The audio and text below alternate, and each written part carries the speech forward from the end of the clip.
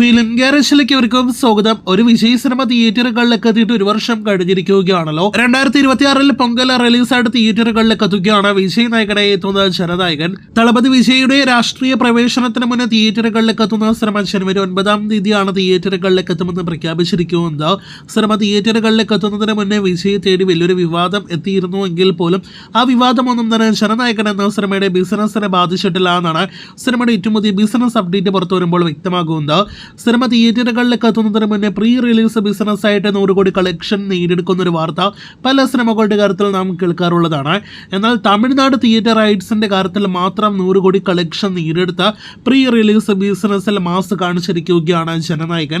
ഒരു തമിഴ് സിനിമയുടെ തമിഴ്നാട്ടിൽ ഏറ്റവും ഉയർന്ന തുകയ്ക്കാണ് ജനനായകന്റെ തിയേറ്റർ റൈറ്റ്സ് വിറ്റടിച്ചിരിക്കുന്നത്. അപ്പോൾ റെക്കോർഡ് പ്രീ ബിസിനസ്സോടെ തുടങ്ങിയ ജനനായകന്റെ കൂടുതൽ വാർത്തകൾക്ക് കാത്തിരിക്കൂ. ഡ്യൂഡ് ഇന്നലെ തിയേറ്ററുകളിലേക്ക് എത്തിയ ദിവാലി റിലീസ് തമിഴ് സിനിമകളിലെ വലിയ തരംഗത്തോടെ തിയേറ്ററുകളിലെ മുന്നേറുകയാണല്ലോ. ഇപ്പോഴത്തെ സിനിമയുടെ ആദ്യ ദിവസത്തെ ഒഫീഷ്യൽ വേൾഡ് വൈഡ് കളക്ഷൻ വന്നിരിക്കുന്നു. അത് പ്രകാരം 22 കോടി രൂപയ്ക്ക് മുകളിലാണ് പ്രദീപ് രംഗനാഥൻ സിനിമയുടെ ആദ്യ ദിവസത്തെ വേൾഡ് വൈഡ് കളക്ഷൻ.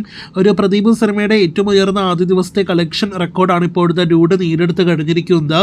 ഒഫീഷ്യൽ കണക്കുകൾ പ്രകാരം 22 കോടി രൂപയ്ക്ക് മുകളിലാണെങ്കിലും ട്രാക്കേഴ്സ് കണക്കിൽ 18 കോടിയിൽ പരമാണ് സിനിമയുടെ ആദ്യ ദിവസത്തെ വേൾഡ് വൈഡ് കളക്ഷൻ.